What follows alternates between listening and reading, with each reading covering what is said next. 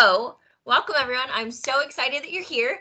The Innovation Showcase is back, and if you missed it in the spring, the Innovation Showcase is really an opportunity for us to showcase some of the teachers that we're doing, or spotlight some of the teachers that we have in the district that are doing some really innovative things. And over the spring last year, we had some awesome teachers bring some awesome things to the table. We had folks sharing with us different strategies about Canvas and how they're using Canvas, how they're using the calendar, how they're using announcements. We had people telling us about different products that they're using. We embraced the Bitmoji craze with a lot of our folks through the Innovation Showcase. And so it really was a pretty cool ride to spend 30 minutes once a week with some really innovative teachers, and not just the three teachers that are presenting, but other teachers asking questions and engaging in the chat and things like that. And so as we moved into professional development for the 2020 through 2021 school year, we really kind of tried to pull back a little bit on our demands of our teachers because we knew that the demands in the classroom were huge. And so not only did we kind of discontinue the Innovation Showcase while everybody kind of got their feet on the ground and figured out what our new normal was, but we also made professional development that was asynchronous, that teachers could do on their own, at their own pace, in their pajamas when they did have time, or at school when they did have time. And so one of the things that we really felt like was missing from that equation was really the sharing and the collaboration and the ideas and the brainstorming and all of those things. So we are continuing to offer modules and create modules that are asynchronous that you can take flexibly, but we've also added a couple opportunities, this Innovation Showcase being one of them, as well as a live professional development opportunity. And the two live events, the Innovation Showcase and the live event, are really focused on whatever the module is that we're working on this week. And so last week we released the module, and the module was about really kind of thinking about norms and expectations and organizational procedures in your classroom. And it could be your classroom could be a face-to-face classroom. You might be one of our K-5 teachers that see students 4 days a week. You might be a middle or a high school teacher who has a blended or a hybrid approach where you see some kids on some days and some kids are at home and you're teaching them all at the same time.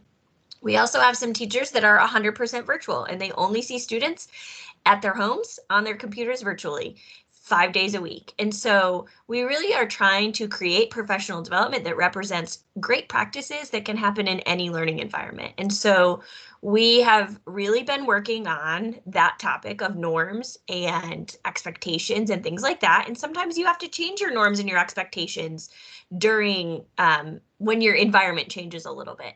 And sometimes you might find that expectations and norms and organizational procedures can kind of morph, but really sometimes the foundation stays the same no matter what environment you're in. So we have asked 3 really awesome educators to come share with us today about some of the great things that we've seen that they're doing in their classrooms in all kinds of learning environments. So we are going to start, and I'm going to kind of give you the lineup and then I'll hand it over. But we're going to start with Miss Kim Kastner. She's a teacher at Stallings Elementary, and she happens to be one of our elementary virtual teachers, which means she is doing the virtual work every single day of the week. And so she's doing a great job, and she's going to chat with us a little bit about how her students are using Class Notebook in Teams and some of the organizational pieces that she had to kind of think through ahead of time before she got her students started. But those students, again, are 100% virtual. Then we have Miss Lori Hall from Monroe High School, and she's going to share with us a little bit about her Canvas homepage and how that's kind of the launch pad for all of the learning that's happening in her classroom and how that's organized. And then we also have Miss Nicole Darko, and she's from Porter Ridge Middle School. And she, I will tell you that she was an interview for Teacher of the Year. She was Porter Ridge Middle School's Teacher of the Year. She is Porter Ridge. Congratulations. But she really blew us away with what she's going to share today about student expectations. And so she was a person that I thought of right off the top of my head that would be a great fit for us to kind of share at this kind of semester restart for what are your expectations, your norms, and your classroom procedures. So without further ado, I am going to stop sharing my screen and I am going to go ahead and let Ms. Kastner kick us off. Ms. Kastner, I'm going to kind of give you about 8 minutes or so, and I'll give you a heads up when you're running out of time if that happens. All right. All right, sounds great. Perfect. Happy Friday, everyone. It's nice to see you in our virtual space. I always love to have new friends in my virtual space, so welcome, welcome. I'm going to start sharing my screen, and I'm so excited to talk to you about more about my virtual classroom and what I found that works. I'm going to go back to the beginning of this, sorry.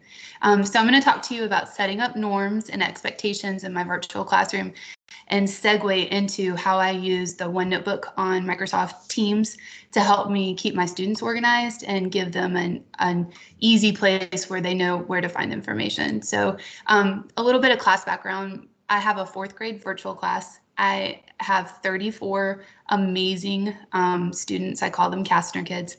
And each one of them desires to feel connected and valued in our learning space. And I think that is really important that I keep that in mind as I'm working with them this year. They want to have a similar experience that they would if they were in class and desire to have that connection with me. These are some things that have worked so far this year in our classroom. Letting students have a voice in the classroom has been a big deal. They've really enjoyed having a say-so in our norms, coming up with them together. They've also enjoyed having a routine and a class schedule that mimics the normal day if they were in 4th grade. So they really enjoy knowing that if I'm teaching from school 4 days a week like I do, that the classrooms next to me are on the same schedule that they are. That's been really helpful. They also appreciate when there's links and assignments that are clearly posted or easy to find. And we found that there are some tech tools like OneNotebook that have made student navigation easy and worthwhile to focus and use. Another thing that has really worked is collaborating with parents and keeping that line of communication open. And so making sure that parents understand how to get to things that we're using in class or what my expectations are, or if their students feel like they need to communicate about something, having that open line of communication.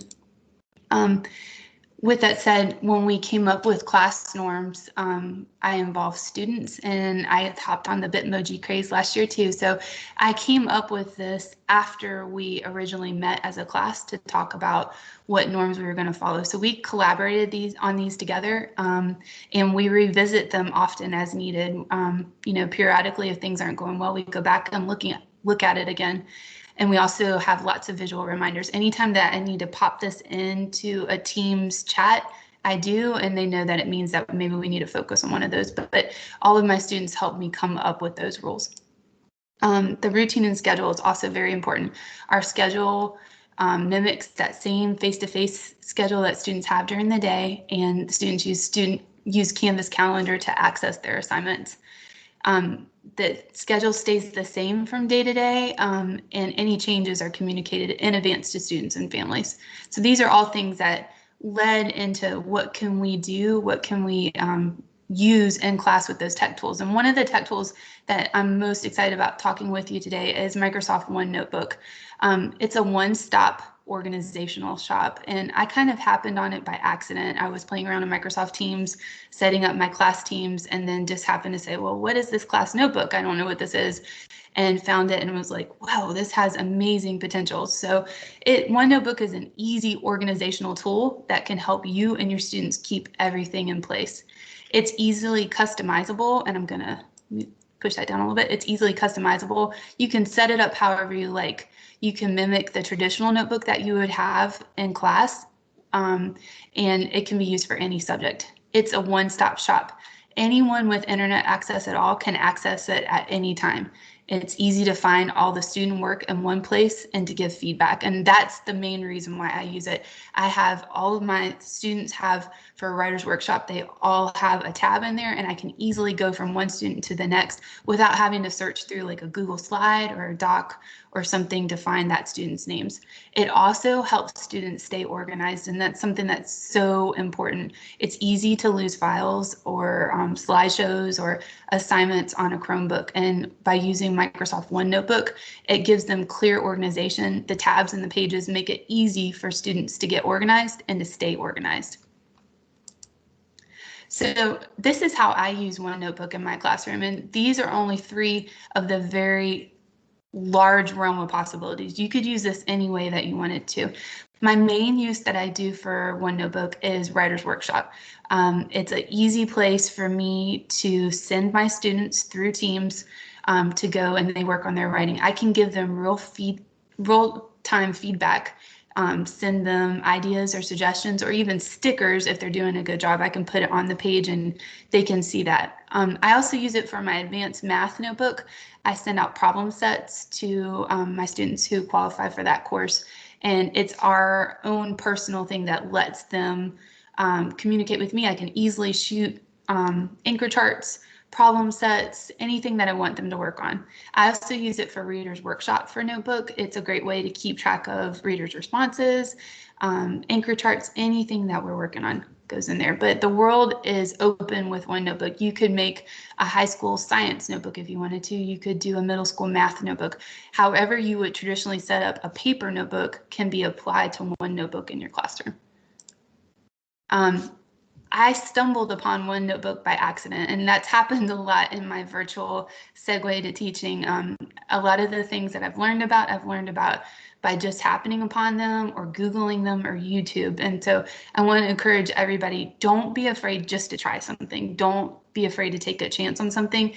The worst that could happen is that it doesn't pan out. So when I saw OneNotebook, I was met with a little bit of reluctance about, I'm not sure if we want to use this or not, but through Google and YouTube, I found some really neat expert videos of people who are way more knowledgeable than I am that were able to walk you step by step and walk through and show you how to set up the process.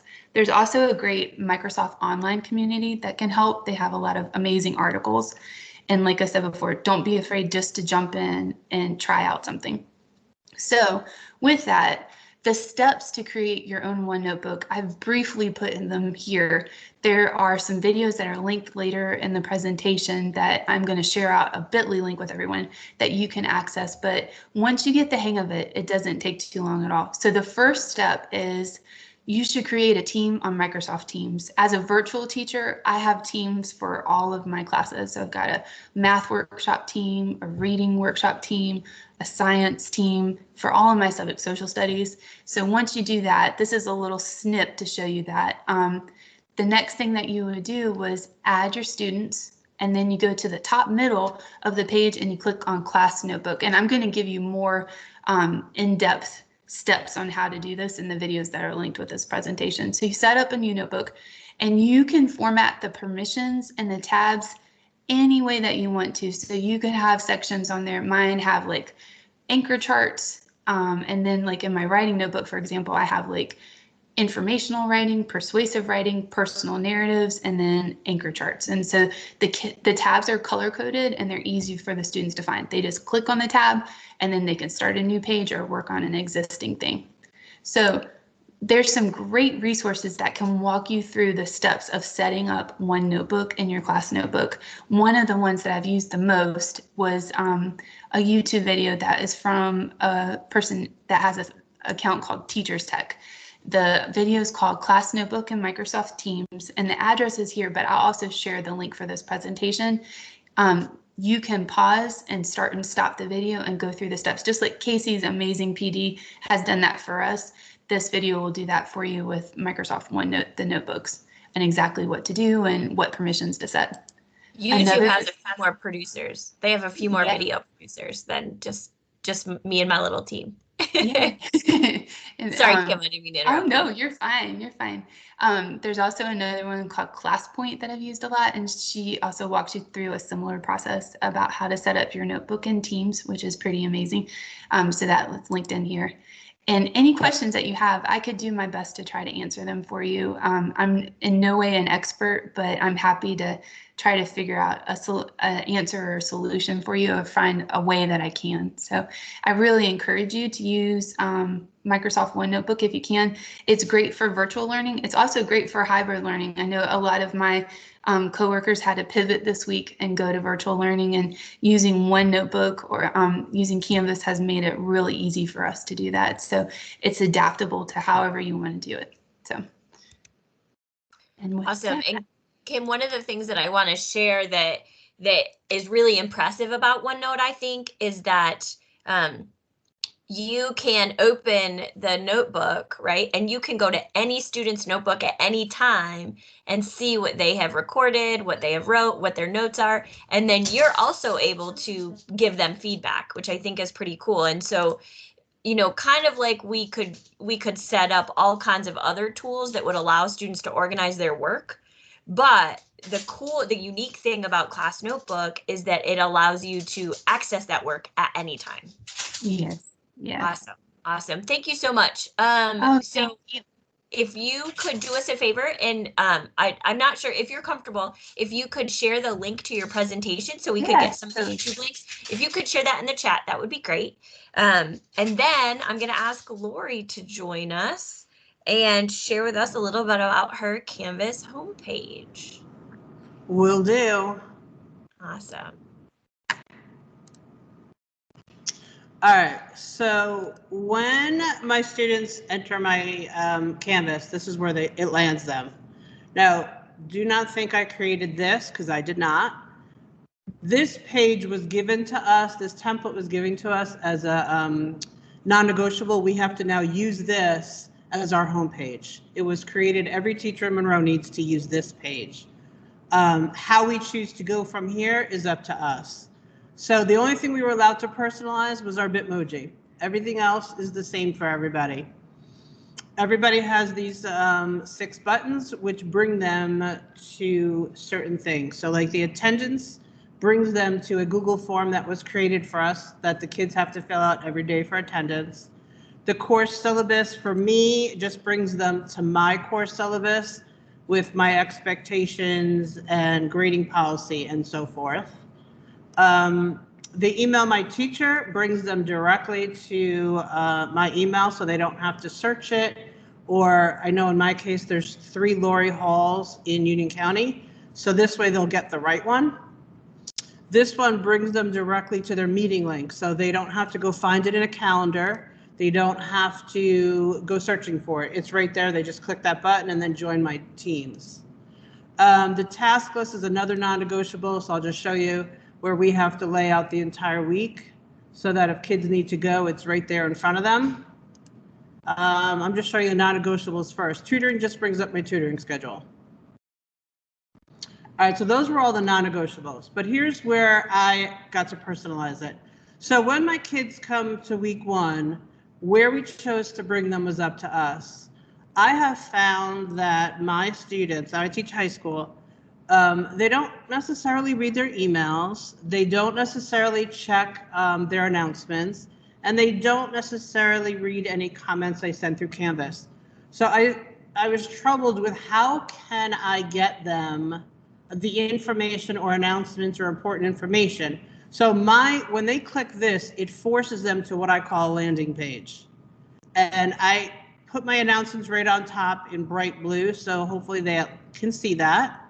And then I lay out the week again. I have the goal for the week. I have the weekly agenda by day, just so they get an idea of what is going to happen that week. I try to have a positive comment on the bottom. And then this brings them, at the very bottom, they always have to click to the bottom, so at least I know they scrolled through. And the bottom then brings them to my module. And I have found that the module process seems to work the best for my kids because, as you can see, I lay it out. Every day the lesson is 3 parts. There's a video that they have to watch. We've pre-recorded videos on every lesson. They have to watch the video, take notes, and then they have to submit those notes. Last semester we didn't do the notes part, and kids were just breezing through the lesson and weren't watching it. They just went right to the assignment. So I just totally lost my train of thought. All right, so 3 parts, like I said. Then they do the assignment, and they have to submit that, and then they have a daily exit ticket. So I always have these 3 things every day. Even if there is no exit ticket, I still have it there. And when they click on it, it would say there is no exit ticket for today, just to get them in the habit of there's 3 parts every day.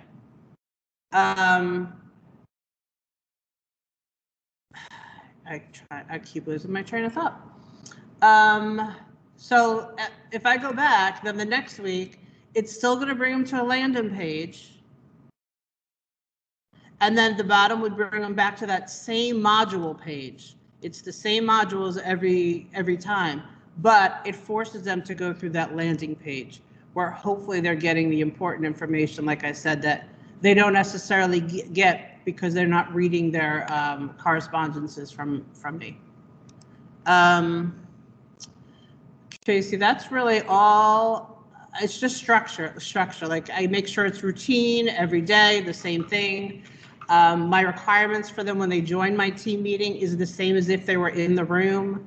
When they join the team meeting, the warm up for the day is already up, and they know that as soon as they join, they should start the warm up. And the kids in the room are also doing the warm up, and then we go over it together. Awesome. Lori, I love the routine, specifically, not just in the page itself, but once you get beyond the page and the way that your modules are set up, that every module is kind of consistent. Your students can kind of, know what to expect. I'm wondering if you could share with it, because you did not have this wonderful landing page first semester, and I'm just wondering what your reflections based on the flow of students and their work and knowing where to go, how does that compare to last semester? Having the one that was provided as a template for us? Yeah. This one that I have up now? Yeah. I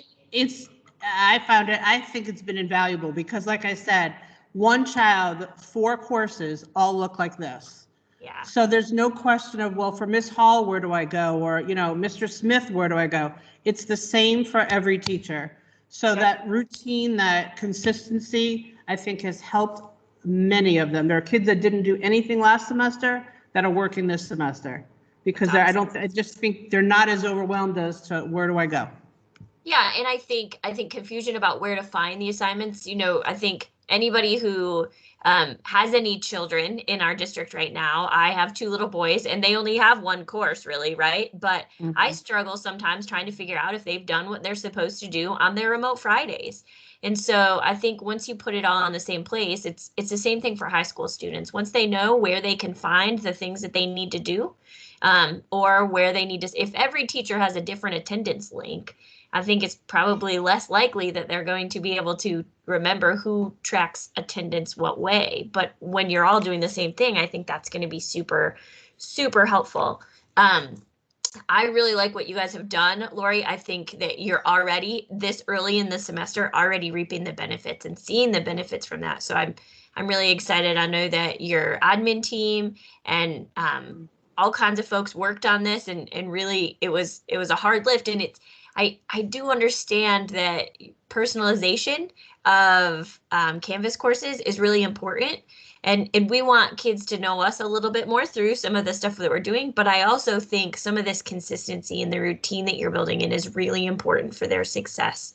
So awesome. Does anybody have any questions or comments for Ms. Hall?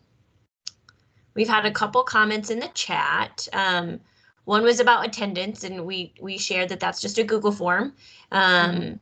Dr. Todd loves the scaffolding, especially the task list. That's one of my favorites as well. And then Dearly said, are tutoring sessions the Friday office hours? No, my tutoring, we have tutoring during the week because we're hybrid. So for the kids that are here, this is, I'm available after school for them. Gotcha. Okay. We also have, for the Math 1, we also have virtual tutors. So we have kids make appointments with our tutors and they work virtually with them. That's right. That's right. Yeah. And it's just like our elementary school has 4th grade tutors and our middle school have, I think, is it 8th grade tutors, I think, or 7th grade tutors. We have a group of tutors in every level. A couple more questions. Do you just have the week of published or multiple weeks into the future? From Dylan. I just have I don't have in the future. But you have the past weeks still published. The past they open because not everybody's working at the same speed. Yeah. So, and that's why they bring them to the same place. So if a kid is still in something in week 2, they're still going to open week 3 because I want them to see this week's announcements. But at the bottom, when it brings them to the module, they can go back and work on a previous, wherever they left off. Because they know to look for these green check marks. Wherever the last check mark is, that's where they left off. Awesome. And I will share with you too. We are having some conversation, and it's a delicate balance, and I know, but we're having some conversation at the district level about district level templates that look similar to this. And they would be leveled. So there would be an elementary template, a middle school template, and a high school template. Because when you think about having students, maybe you have, one in middle school and one in elementary, or one in middle and one in high, and a little bit of consistency, bringing that for students as well as for parents, I think would really only help us with some navigational issues that we've been seeing. So we are kind of looking at best practices like Monroe High School. Piedmont High School is doing a lot of things very similar, and we're kind of looking at how this is simplifying the process for the teachers and the students, but we also want to kind of be able to allow you to personalize. So Ms. Hall, I really appreciate how you kind of broke that into, these are the things we have to do, and these are the things that I've decided to do. I think that was a really great way to kind of share. Thank you so much for sharing with us. You're welcome. I will unshare. All right, thank you. Awesome. All right, so you got some good ideas about notebooks and organization. Now you have some cool, great ideas about your Canvas homepage. And now Ms. Darko is going to drive it home when she's going to share her pirate strategies. All right. Good afternoon, everybody. So I'm not going to share because my background is my presentation. So what I decided to do, instead of like really drilling down on expectations, I decided to make an acronym out of our school mascot. We are the Pirates, Porter Ridge, woo woo. And so I really thought through, what is it that I want my students to be able to know I'm expecting from them every day. And so I know it's backwards, but the P is, it's not, okay. The P It's perfect. It's only backwards for you. Okay. The P is persevere. The I is implement strategies. R, respond respectfully. A, ask questions. T, take risks. E, encourage one another, and S, succeed. And so we say that every day. So when I close my door, I say, good morning. They say, good morning. And I say, who are we? And they say, pirates. And I say, what do we do? And together they say, persevere, implement strategies, respond respectfully, ask questions, take risks, encourage one another, succeed. And then we start our day. But throughout the class, whenever someone is a little shy about answering a question, I say, okay, guys, remember we take risks. Or if someone says something a little mean, I say, what do we do? And they say, encourage one another. And it's not only me, but they actually hold each other accountable when we say this every day. And so one of the biggest points that I like to drive home is that success piece. That succeed doesn't mean getting 100. It doesn't mean getting all A's. It means doing your personal best. And so when kids are feeling a little wonky about their grade, I say, okay, did you give it your best? And they say, yes. And I say, okay, then you've succeeded and we can move on. And so this pirate chant is not just for aesthetics. It's not just for fun, but it's a way for me to kind of redirect my students. It's a way for them to redirect themselves. And it's a way to plant seeds in them that will hopefully produce the harvest that I'm expecting. So that's the way I make my expectations known. Awesome. You are getting all kinds of Porter Ridge love over here in the chat. You got some Porter Ridge parents. You got some Porter Ridge high school teachers. Whoop, Yeah, whoop. Go Porter Ridge. I love it. I love it. I like too that, and Miss Kastner did the same thing. You guys kind of both use your expectations as reminders.